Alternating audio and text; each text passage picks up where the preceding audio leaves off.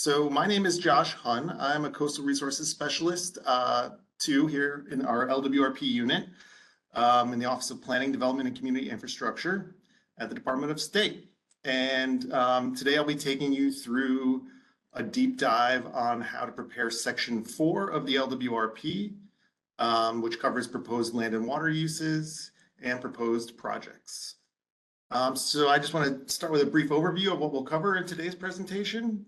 We'll begin with the required content of Section 4 of the LWRP, which should help as you're beginning to draft this section for those of you who are actively working on preparing LWRPs. We're going to talk about some key terms and considerations, and then we'll dive into how to propose and map land uses. We'll do the same for water uses.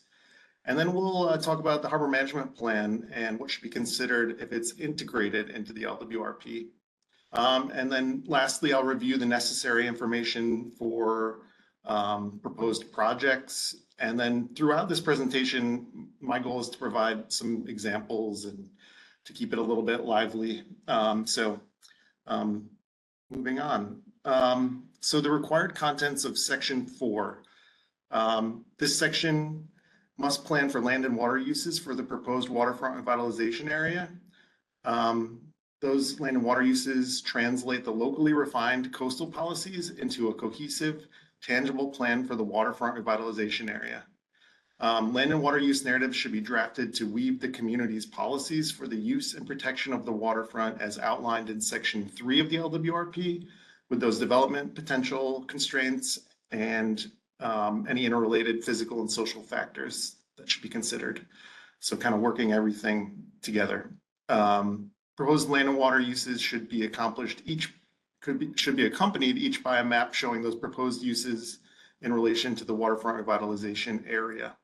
So if you recall, during Section 1, we have a defined area along the waterfront, and we're proposing land and water uses only within that area.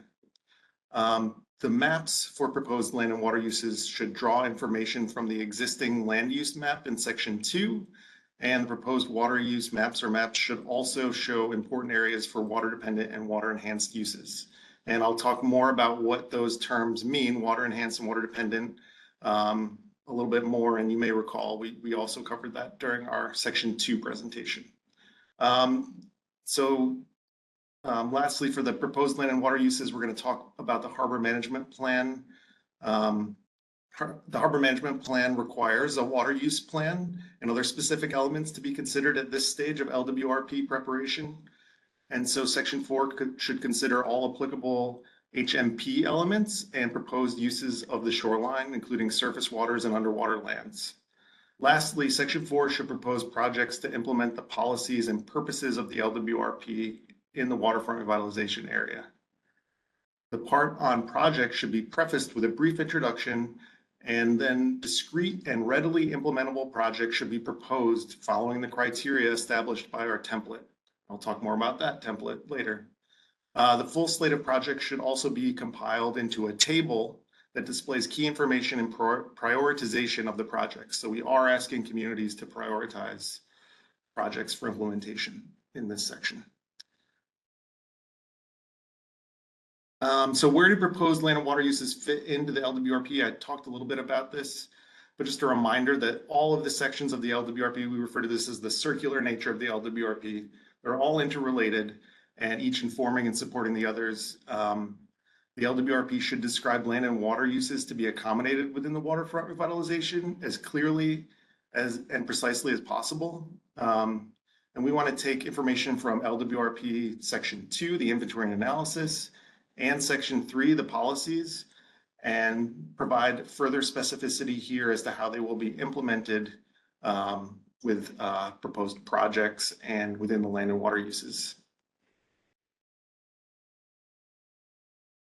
So now those key terms I mentioned, pulling from Section 304 of the Coastal Zone Management Act, this is where we first find definitions for land uses and water uses that pertain to our program. So for land uses, those are defined as activities which are conducted in or on the shorelands within the coastal zone. And for water uses, use, activity, or project conducted in or on waters within the coastal zone. And you can see some illustrations there of land uses and water uses. So now those water-related uses, I'd like to define those for everyone again.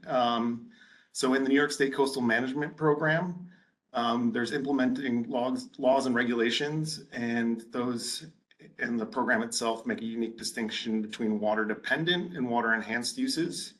So a water-dependent use is a business or other activity which can only be conducted in, on, or over or adjacent to a water body because such activity requires direct access to that water body, and which involves as an integral part of such activity the use of the water. So that last part there is really what I refer back to in my mind when I'm thinking about water dependent uses, is that it can't happen without direct access to and use of the water. Water enhanced uses. These water enhanced uses mean a use or activity which does not require a location adjacent to coastal waters, but whose location on the waterfront adds to the public use and enjoyment of the water's edge. So water enhanced uses are primarily recreational, cultural, retail, or entertainment uses. And you'll see I pulled those definitions directly from our regulations, 19 NYCRR 600.2. And those are the definitions I recommend that are referenced as you begin preparing LWRPs. So part of this process here in section 4 is identifying areas for prioritization of water dependent uses.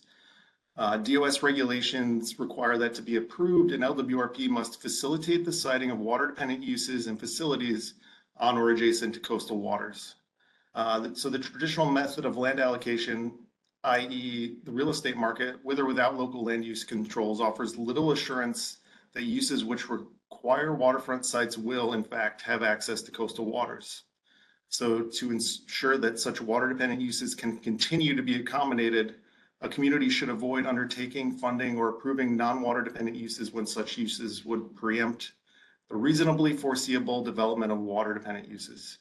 And they should utilize appropriate programs to encourage water dependent activities. And you can see on the slide some examples of water dependent and water enhanced uses. So water dependent uses are those commercial, industrial, and recreational uses.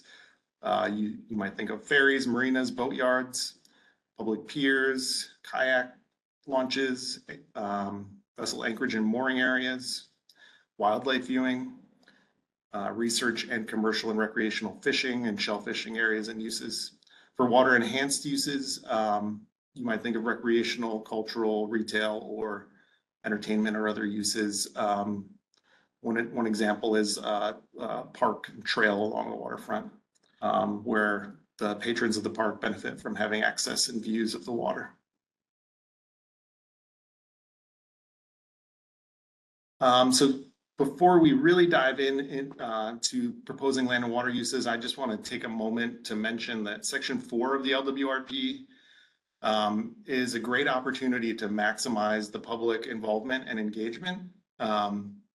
So throughout the planning process, many potential projects are likely to be identified that can further the community's vision, and involvement by the public and collaboration with the Waterfront Advisory Committee is key to informing this process.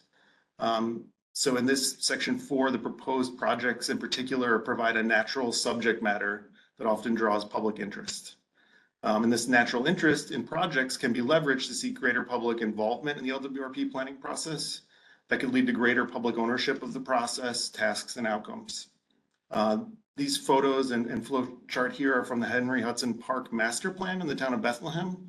And the consultant team here worked closely with the town to organize a boat tour that got people with interest in the waterfront engaged in the process, and even helped to facilitate communication between community members. So I think it's a great example of actually, weaving public engagement with seeing the water from the water side, seeing the shoreline from the water side. Section 4 serves primarily as a means to physically implement the goals and objectives of the LWRP in the waterfront area. And additionally, inclusion of projects in the LWRP may enhance the likelihood of successful grant applications for a variety of state funding sources in the future. So while there is no limit on the number of projects that can be proposed by the community. The projects must be located within the waterfront revitalization area. And if when drafting section 4, it is apparent that important uses and projects are found outside of the waterfront revitalization area, then communities should consider revisiting the boundary and expanding it to include these areas. So you're not limited to that boundary that you originally defined in section 1. When you get into this section, if you find there's a water-related project that's really important to the LWRP, you can go back and revisit that boundary and potentially expand it to include that project.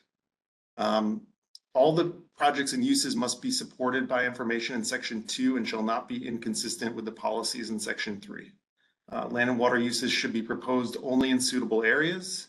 They should be compatible with adjoining uses, including those just outside the municipal boundary. So we're thinking a little broader in context. And all applicable government regulations affecting these uses should be identified in this part. Lastly, it's important to provide a thorough description of higher priority and more immediate proposed projects. So be sure to include all of the information listed in the project profile template that we'll discuss in a little bit. And that template is also appended to the LWRP guidance. So you can use that as a starting point for project profiles. All right, so we'll dive into proposed land uses now. So the community should base the proposed land uses on the inventory and analysis that was performed in section 2, drawing from issues and opportunities that were identified there. So proposed land uses within the WRA should then be based on a realistic assessment of future land use needs. The LWRP preparers should give particular attention to the existing and future needs of water-dependent uses, water-related recreational uses, and port-related uses. And you can see here this excerpt from section 4 of the City of Jamestown LWRP, which proposes several water-related uses with a particular emphasis on water-related recreational uses. And their goal here was to create a continuous multi-use trail along the waterfront, and a nice little drawing there of their downtown Riverwalk concept. So the proposed land uses should be accompanied by a proposed land uses map. And mapping is really an essential part of the process, allowing interested parties to identify areas where new uses can be appropriately proposed. So I'm going to quote here from the Municipal Land Use Strategies for Improving Flood Resiliency, which was written by Janet Thigpen, on what a future land use map should include. So a future land use map is a means of illustrating how the community intends to grow over time. It identifies appropriate areas for future growth and development, often accompanied by supporting details such as types of land uses and appropriate densities. A clear future land use map can set the stage for regulatory changes that support the stated policies of the comprehensive plan. And in this case, we're speaking about the LWRP. Floodplains and other known hazard areas should be included on these maps to ensure that future development patterns are consistent with the known risks. So in that context, they were really focused on resilience, but in the context of the LWRP, we're thinking about all of the coastal policies. Still, the approach is similar, and a land use map depicting proposed uses is required for section 4. The map should be created following the general process shown here, starting with the existing land use map from section 2, adding underutilized sites and agricultural lands and any other important land uses for the community. Then creating sub-areas as may be appropriate. And it's important to consider here that if we're going to create sub-areas for land uses, we also want the LWRP to be consistent throughout. So we may want to, again, revisit section 1 and see if it's appropriate for us to have sub-areas defined, from the beginning of the process. Now on to water uses. So in determining proposed water uses for the waterfront revitalization area, consideration should be given to the inventory and analysis that was performed in section 2 and the water-related inventory of the harbor management plan that is to be integrated. The community should already have a good understanding of the existing in-water structures and aids to navigation, jurisdictional authorities on the water side, patterns of underwater land ownership, and patterns of recreational and commercial water-dependent uses. So that should have all been inventoried and analyzed and an understanding developed in section 2. And that's our starting point. So in the context of these underwater lands and the management of activities which occur in the water, we're also thinking about how new water uses can be proposed. Here, there's a nice photo of the beach at Union Springs, village of Union Springs on Cayuga Lake, from their LWRP. There, a robust water use analysis was performed that gathered information down to the parcel level with respect to existing waterfront structures.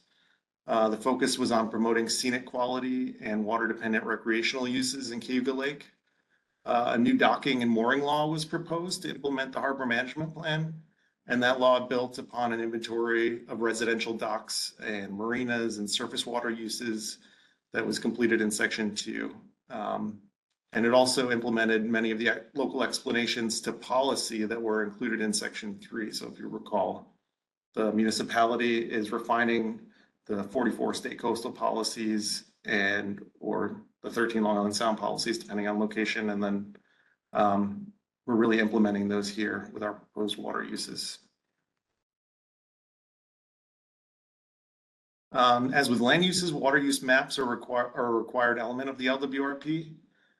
So to prepare the water use map, it's recommended to first start with the proposed waterfront revitalization area map in section 1, then follow the municipal boundary where it extends into the coastal or designated inland waterway. So we're eliminating the landward part typically from this analysis. If the municipality is or will be regulating certain surface water uses outside of their municipal boundary up to 1,500 feet from shore, include those extraterritorial areas in the map. You can see that here in this map that the boundary has been extended 1,500 feet from the shoreline. And that should be included, that area should be included in the waterfront revitalization area boundary that's mapped in section 1 as well.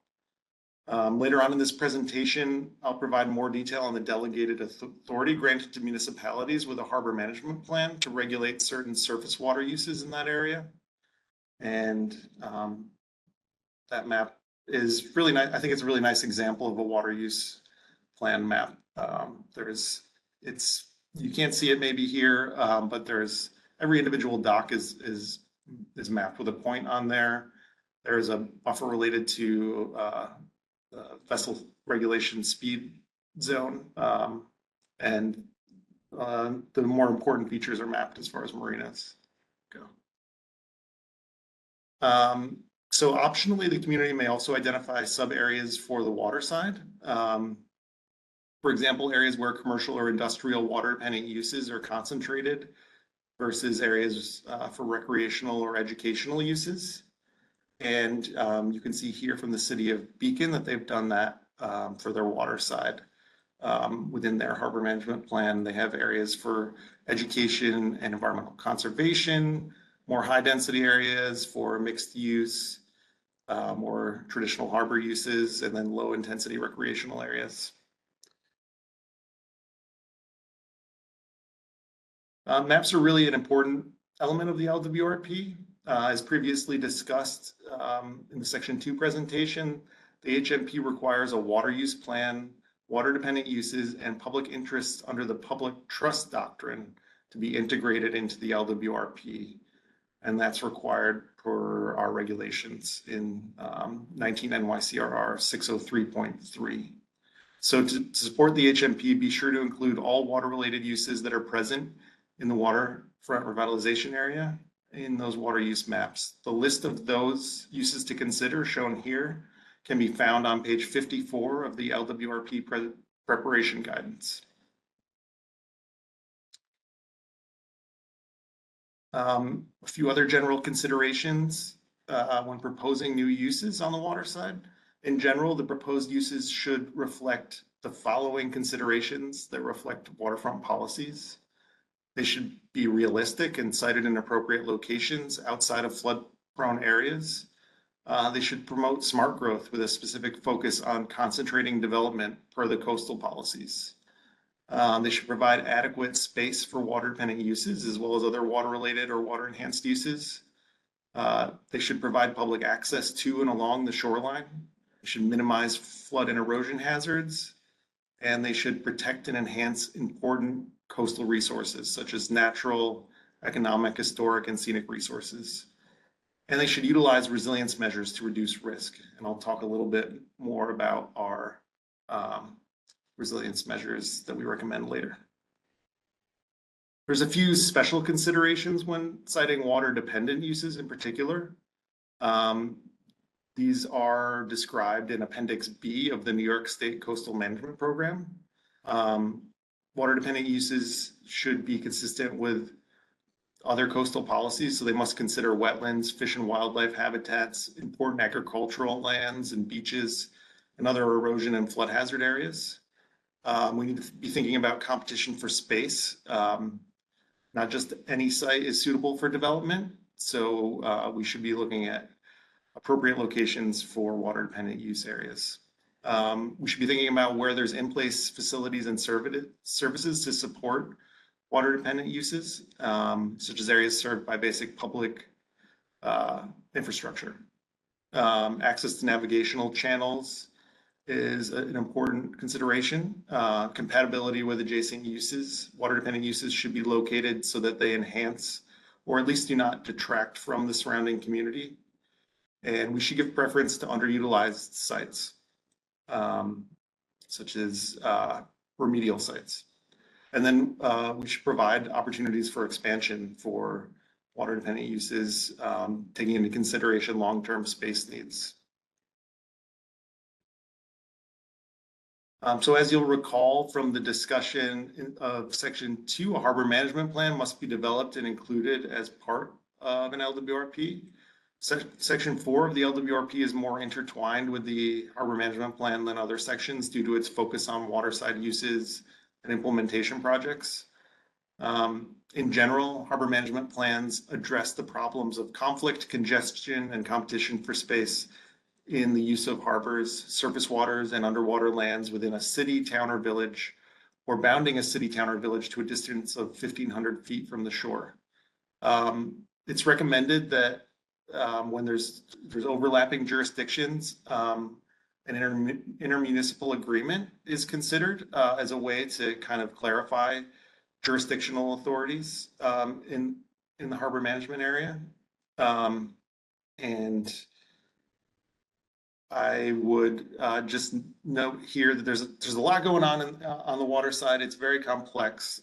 So it's really important. I've found with a number of LWRPs that I've worked with that there isn't the work done up front to really take the deep dive into understanding the water side. And then later on, as we get into Section 4, that's when we realize there's different considerations. So I would just note here that it's really important to understand these up front as we're preparing the LWRP in Section 2. So I just want to take a deep dive at this point into the legal background for the harbor management plan. So prior to 1992, some local governments had the authority to regulate certain activities in harbor areas through New York State navigation law, town law, village law, and the Long Island Patent, specifying the authority of town trustees and other laws and regulations. So recognizing that gaps existed in this authority, the New York State Legislature amended Article 42 in 1992 to add Section 922 that provides towns, cities, and villages with the clear authority to comprehensively manage activities in harbor and nearshore areas through development of a harbor management plan. These activities include recreational boating, fishing and commerce, the navigation channel and its maintenance, winter uses such as snowmobiling, skiing, fishing, skating, use conflicts, weight control, and other general considerations. So our regulations, again, 19 NYCRR Part 600, 603, and 601 contain the required contents of the harbor management plan. And I recommend as you're getting into this to take a look at those and read them from the regulations. And And I recommend also that municipalities should work with their attorney to do this, to determine their jurisdiction over water uses and underwater lands based on the various laws that apply.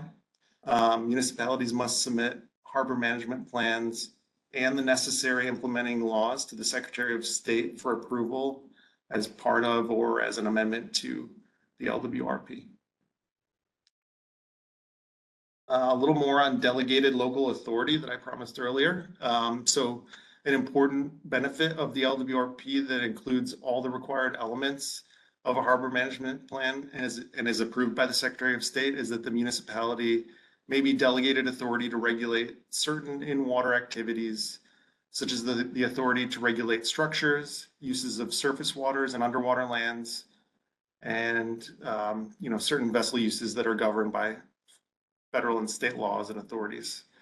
So after determining whether there are any overlapping authorities delegated to adjacent municipalities or government agencies, the municipality may have the authority to directly regulate the construction, size, and location of structures in, on, or above waters and the use of surface waters and underwater lands within the municipality or bounding the municipality to a distance of 1,500 feet from shore. Fees may be imposed on users for reasonable expenses incurred by the municipality in carrying out this regulatory authority. And any local laws and regulations adopted to implement the LWRP, such as those regulating surface water uses and or structures, must first be approved by DOS pursuant to our regulations in 19 NYCRR 603.5. All right. So one last little bit here on integrating the harbor management plan into the LWRP. This is often the case that the harbor management plan is integrated into the LWRP. They are intertwined and prepared as a single document. It can also be prepared as a supplement or appendix. But if integrated in the LWRP, the proposed water uses part of LWRP Section 4 should describe in text, mapping, and photographs the issues and opportunities that the water presents and how the municipality intends to approach these. So the integrated harbor management plan does not need to be separately labeled as a harbor management plan, but it should be clear where the harbor management plan is being addressed throughout. And we sometimes do that. There's an appendix. There's an example here from the Village of Union Springs LWRP where they've created this appendix that literally addresses each element that's required of the harbor management plan and references where that's described or addressed in the LWRP. So when the required elements of the harbor management plan are integrated into the LWRP, the locations in the LWRP document should be shown in a chart such as this, and we've included this in our LWRP guidance as the very last appendix now as an example.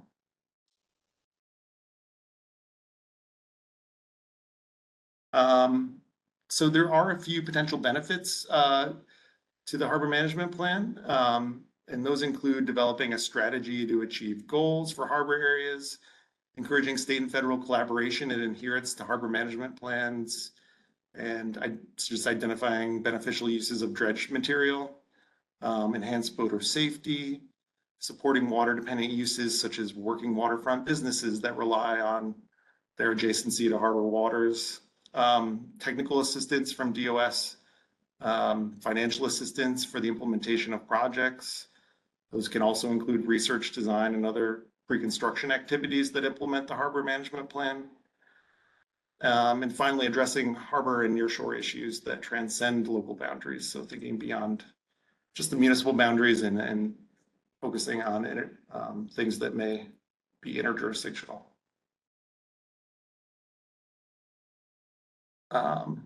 Great, so we've covered the harbor management plan in detail, I think, at this point. And I'd like to move on to talking about the proposed projects and other actions that are included in Section 4 to implement the LWRP. The LWRP provides a framework for presenting both short and long-term proposed projects. and outlining how they can be implemented. The selection and design of projects should reflect the needs of the community, as well as the results of the risk assessment completed in section 2. Talk more about that in a bit. And then the inventory and analysis of the LWRP. You can see here just some example of different project types that are typically included in section 4. Here's the required contents of the proposed project section. Should include an introduction with a summary of major initiatives, a summary table of all the proposed projects, project profiles for priority projects that appear the most feasible and likely to be implemented in the near future. So obviously the LWRP can't envision all the projects that are going to occur in the waterfront revitalization area in the future, but it can at least identify in detail priority projects, and then lower priority projects can also be included, and I'll talk more about that in a bit. And then it should also map the project locations. So for the introduction, that section should give an overview of the types of projects presented and describe the information that is provided in the project profile template. Should explain that the funding sources listed for each proposed project may include funding programs that are only able to fund a certain element or phase of the proposed project. We do want to see phasing in here. The LWRP municipality seeking funding should examine the content and focus of the annual request for applications published by each state funding program to determine the funding source that would be a best match for the proposed project. So we're not just looking at our funding sources here through the EPF LWRP program. We're looking statewide to funding sources and even federal and local sources that can implement these projects. The introduction should also note that any action that is undertaken to implement the LWRP will be consistent with the policies in section 3. So we want to know which policies are being implemented by each project. And it's just important to note that everything proposed here should be subject to environmental quality review and should comport with the land and water use regulations and zoning that are in place or to be adopted along with the LWRP. So here's an example of an introduction to the proposed project section from the village of Port Chester. You can see here they've written the goals and specific projects described below. This is Bethlehem. Implement the Bethlehem LWRP. For each proposed project, they've provided estimated costs for implementation, potential funding sources, potential construction permit requirements, and the anticipated responsible entity. And they note here that further environmental quality review will be conducted by the town as part of the implementation of each of the proposed projects and the governance that's needed to get these done.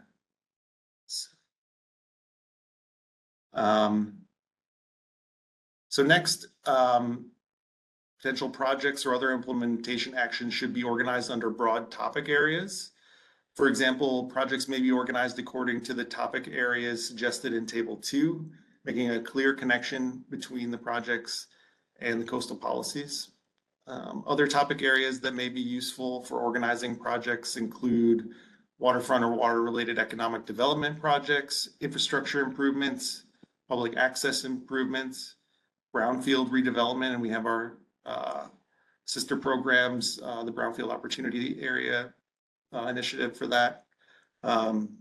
These can include designing and constructing innovative projects that reduce risk to vulnerable community assets and infrastructure, open space or parkland acquisition, habitat restoration or enhancement, and a summary table of all the proposed projects should be included, showing the project name, estimated cost, and approximate implementation time frame. So here's an example of that implementation table from the Jamestown LWRP, which I think they did a great job. And I don't know if you can see there, but the projects are prioritized high, medium, low, and there's even some timing element to that included as a second way to categorize these projects. They're all coded and there's basic information included in this table. So I think it's a great example. And here's the project profile template. This is included as Appendix 8 in the LWRP guidance. Selected projects may be identified by the community as first priorities to implement the policies and purposes of the LWRP. These priority projects should really be presented in a 1 to 3 page project profile.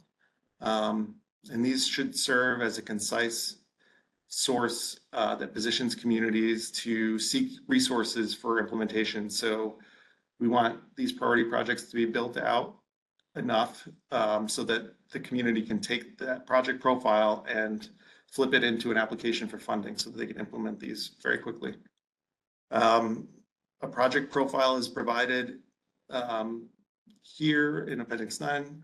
The format does not need to be followed exactly here though. So you can kind of work this into a narrative, or as long as all these elements are addressed in the project profile, the formatting is not, we're not prescribing the formatting. And all these relevant elements should be included though, including a cost estimate. Permitting is a big one that we do want addressed in here. So for these priority projects, we want them to be ready to go. Here's an example of a higher priority project from the town of Marlborough LWRP. This project addressed the criteria of the project profile with conceptual designs, a complete cost estimate that was appended to the LWRP. And it also referenced the engineering study and master planning that were done separately, but previously. The town soon applied for EPF LWRP funding with this profile and was successful in receiving over $500,000 in funding for our program. And just to note, the construction of Milton Landing Lower Park improvements is underway. It's been designed, and I think they're either soon to begin construction or in construction at this time. Here's a project profile lower priority example. So something that may not be fully built out, maybe longer term in the future. In this example, we're kind of looking for, a brief paragraph that describes as much information as we have at this time about the project, and it can't hurt to include any conceptual drawings or images that we may have. But we are not expecting as much information from a lower priority project profile.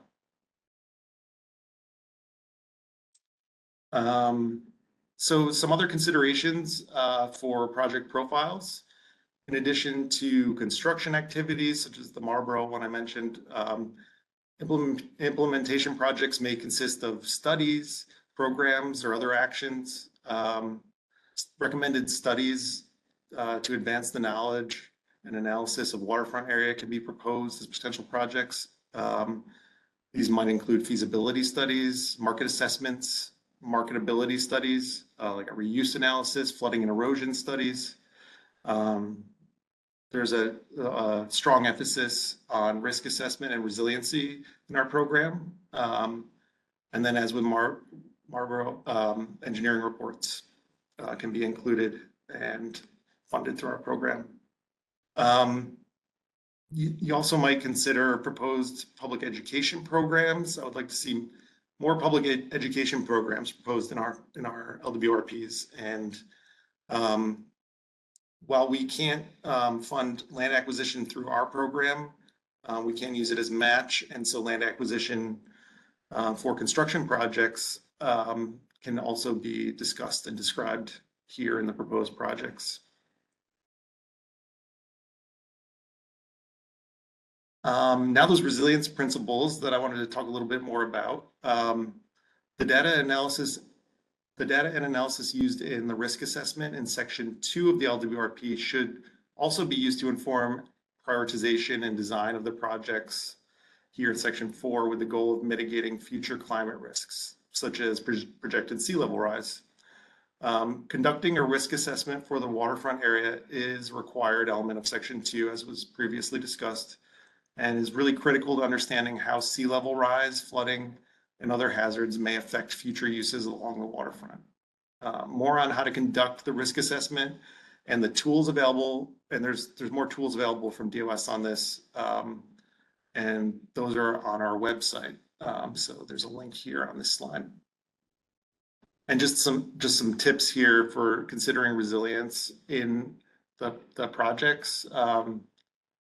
Prioritizing remedial projects for assets or areas with a high risk score, prioritizing projects that address the needs of vulnerable populations, and considering resilience principles when preparing the project profiles. We're toward the end here, and I just want to get us thinking a little bigger here at the end, because we're talking about water uses. We're talking about harbor management areas and projects and implementation. So I want us thinking big. So here's a water use map from the town and village of Clayton, LWRP. And we do have the opportunity for towns and villages to work together on intermunicipal LWRPs within our program, and there's some advantages to this. Future land and water uses should be coordinated, but these can result in bigger projects and bigger maps. So you can have larger scope projects, they can cross jurisdictional boundaries, and there's a greater degree of coordination that occurs with these intermunicipal LWRPs. And there's sometimes there's more local capacity available when you have a town and a village working together. So local officials who are working, and boards and entities who are working to implement these LWRPs may have more resources. So there are some benefits to thinking big on the water side. So that concludes the presentation. I just wanted to outline a few more resources that are available in our recently updated LWRP preparation guidance. There's pages 35 to 40 of the guidance that a lot of this material was drawn from. There's our checklist for LWRP completeness and techniques to implement the harbor management plan that are included as appendices. The LWRP maps guidance, as you're putting together those land and water use maps, those are a great resource that they literally go through how to, what layers should be included in each map and how they should be drawn. There's our resilience principles, which I just mentioned, and the project profile template, which is included, and our harbor management plan and water use map from the Village of Union Springs is the last appendix there in our new guidance. So thank you for your time, and I think. Okay, we had several questions this time. And the first one is, north of the city of Long Beach, the bay is owned and controlled by the town of Hempstead. Does that mean the city needs to get support approval from the town for the city's harbor management plan? So we took a few extra minutes because we were working on an answer to this. So first of all, as you're developing the LWRP, the city of Long Beach should work with and gather information from the town of Hempstead about what that jurisdiction is for both uses over the water and uses on the underwater lands, because sometimes those two things are separate in terms of who has jurisdiction. They may have both, but however it is in the law, that all needs to be described in the LWRP. What those jurisdictions are that the town has, and you should be, having the town on your local waterfront advisory committee is very helpful, having a representative there.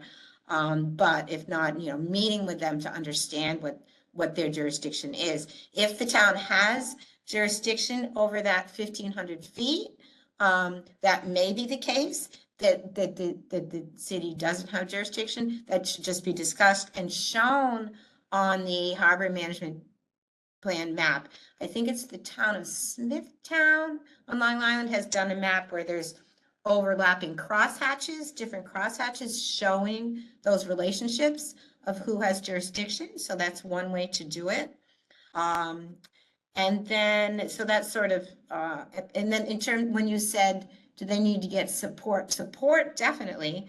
They don't have to, you don't have to get approval from the town for your harbor management plan or LWRP. You just need to understand the relationship between your jurisdictions and then also have some type of a written agreement.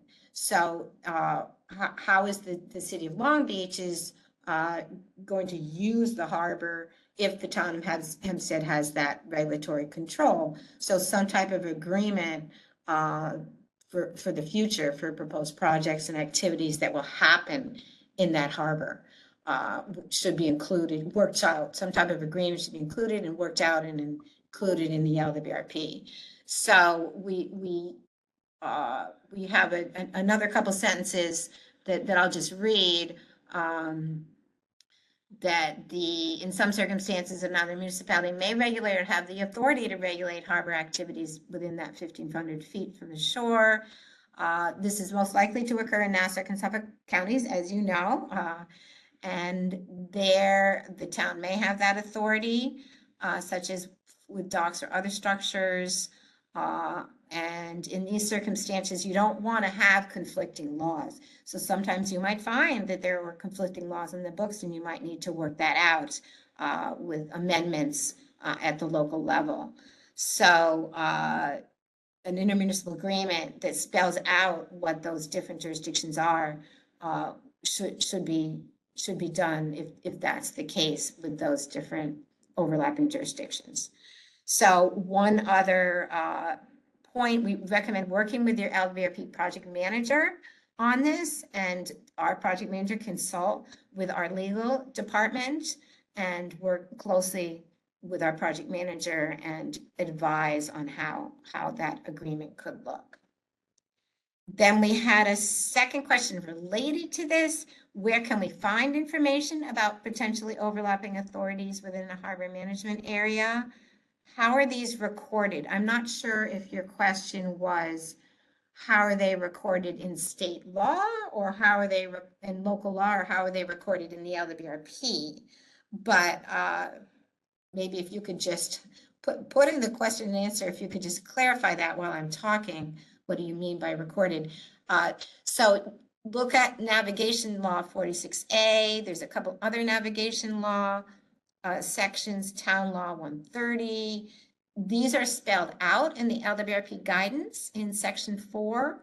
There's a very long footnote, I believe, in the LWRP guidance that lists all the different state laws, where some of the navigation law actually lists municipalities that have jurisdiction that, as Josh mentioned in his presentation, some of these laws were in place before Article 42 came into effect. So those will need to be examined. So your local attorney is very important in this, especially if you're on Long Island, in sorting out these overlapping jurisdictions. Kathy said yes, in state law. So yes, take a look at the LWRP guidance, section 4 under the harbor management plan, and some of those long footnotes where these different laws are listed. The next question is, can an applicant submit a design and construction or construction project if design has already been completed, if it was not included in an existing LWRP? Is it still acceptable if it was previously designed and engineered out of the LWRP program? The project itself needs to be named in the LWRP. The design does not have to be completed yet, but at least the concept of that project should be in the LWRP, somewhere in the LWRP. That's one reason why some communities come in and do an amendment to their LWRP.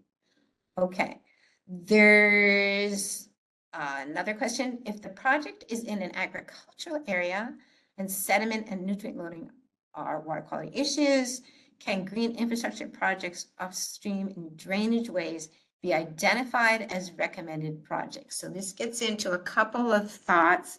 first of all, if that water body, that say the tributary stream,